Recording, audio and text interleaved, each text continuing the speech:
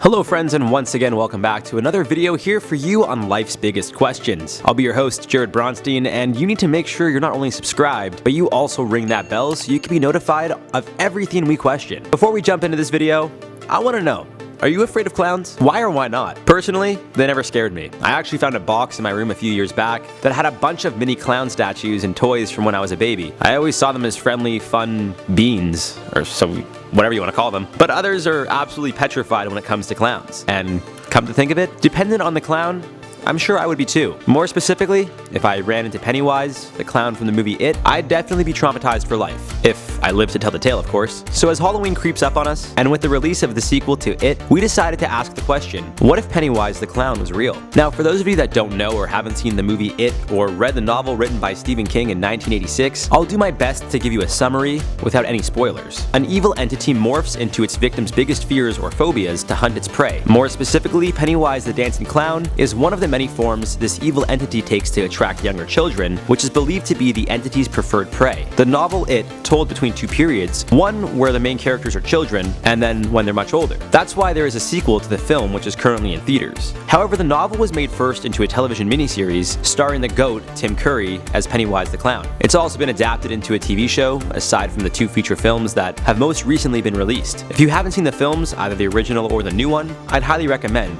if you like being scared. They're genuinely scary, fun thrillers that'll keep you on the edge of your seat, and that's why they're fun. But what if this evil entity actually existed somewhere on our planet? How would it affect our day-to-day lives? What would we do? And who would be able to survive? In short, probably nobody. But that's not a fun answer, and this is of course fictional, so let's have some fun. As previously mentioned, this evil entity prefers children, but will kill anyone because that's what it's all about. I feel if this entity was in fact real, it would have a lot of people on edge at all times. Imagine the thought of something you fear the most being the reason for your death. A good example, spiders. Imagine if one night you're sleeping and you wake up to find a massive spider at the edge of your bed. I'm talking like 10 feet tall. Or maybe millions of spiders all over you, your room and your bed, slowly biting away at you until you just die. The thought of it is just repulsive. And unfortunately, it would be a reality if Pennywise the clown, or technically this evil entity, as it's called, existed. But in the novel and movie, Pennywise is located only in a town called Derry, which is in the state of Maine. It's a fictional town, so if Pennywise were to be real, where would it live? Well, in the past, King, the creator of the novel, admitted the town of Derry is based on Bangor, Maine, near where King lives. So it seems the only ones that would be affected if Pennywise was real would be those living in the city of Bangor. If this was the case, the city would either be totally abandoned because of its reputation, or would possibly be considered unlivable because of the evil entity that lives there. It's possible the government could quarantine the entire city, but I don't think Pennywise would even allow it to get to that point. It seems he's stealthy with his victims, and only those who know about his presence in the book and further adaptations is a group of children. I mean, how hard would it be for a child or a group of children to prove to a bunch of government officials that an evil entity dressed as a clown is killing children? It sounds childish.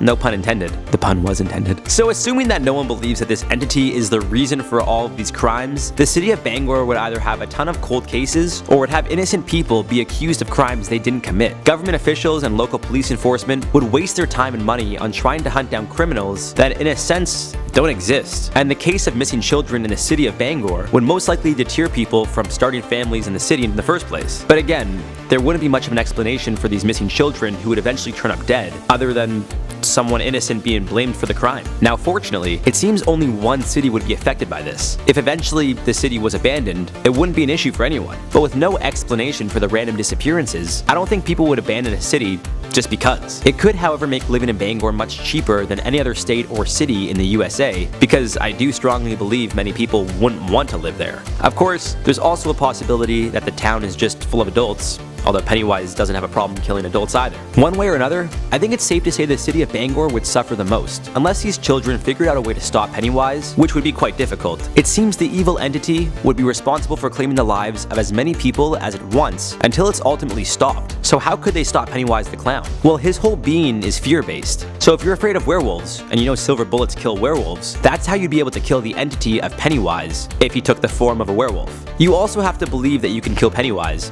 in order to kill him. I know it sounds strange, but that's what he's all about, feeding on your fears. If you believe he's unkillable, well, then he is, until you change your mindset. But that would just get rid of his physical form. Technically, this evil entity is immortal, because it lives in the macroverse, which is a dimension somewhere between our universe and other universes. So, in short, there would be no real way to completely get rid of this entity. Kids who are able to destroy its physical being might have the upper hand, because they would know how to get rid of it, and not allow it to harm them or possibly their friends and family. But for everyday people like you and me, well, we might not be so lucky. But that's why I live in Toronto. I'm not going anywhere near Maine, nor will I ever in my lifetime. Better safe than sorry. As always, I love hearing from you guys, so please let me know in the comments below what you would do if Pennywise the dancing clown was real, or at least the entity of him was real. Would you be scared, or would you just take a baseball bat to its head and play some ball? Let me know in the comments down below. And if you enjoyed this fun video, let us know by giving us a thumbs up and even sharing it with a friend. I also want to know what some of your biggest fears are, so let me know in the comments down below. Personally, I've actually just recently learned I have a fear of heights. Even in video games, when I jump off high buildings or something, I legitimately get anxious. When I'm high up and I look down, my heart starts to race. I don't know where this fear of heights came from, but I'm learning more about myself as the years go on, apparently. Although it's weird, because when I'm in airplanes, I don't really mind. I mean, if there's any turbulence, I kind of just come to terms with, whatever happens, happens. Thankfully, I've never been in a bad situation like that. But for now, let's have some more fun and respond to the comments from the video, what if the Titanic 2 sank? J Squad Vlog said, then we will build a Titanic 3. Also, Titanic the movie could have a sequel. Yeah, I don't know. I don't know if they would make a Titanic 3, because if it happened twice, I don't think they would risk it again. I don't know. I don't even think the second one's a good idea. Like, the first one went down, let's just make another boat and call it something else. Why do we have to replicate the Titanic? I don't have a good feeling about it. Zenarak said, call me superstitious if you will, but I wouldn't board a Titanic 2. Even naming it that seems like a bad omen. That's exactly what I'm trying to say. There's just something about the vibe of it that I just don't like, I don't trust. Even if I got offered to go on it for free, I really don't think I would. It'd be a great experience, but I just wouldn't feel comfortable. Adam's House said, if Titanic 2 did sink, I think there'd be little to no casualties, from what we learned from the original. Well, I mean, it really depends on how it were to sink. If something crashed into it, or it crashed into an iceberg, which again, I really don't think that would happen, of course, you never really know.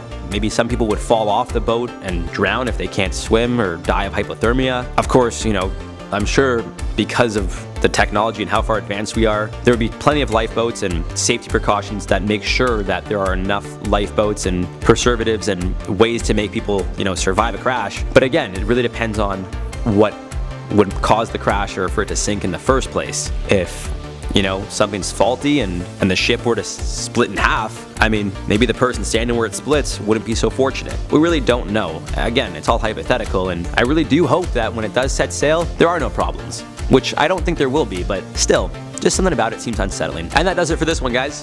Thanks for tuning in. I've been your host, Jared Bronstein, and as always, do make sure you're subscribed and click that bell so you can be notified when we post more videos. We'll speak soon. Bye for now.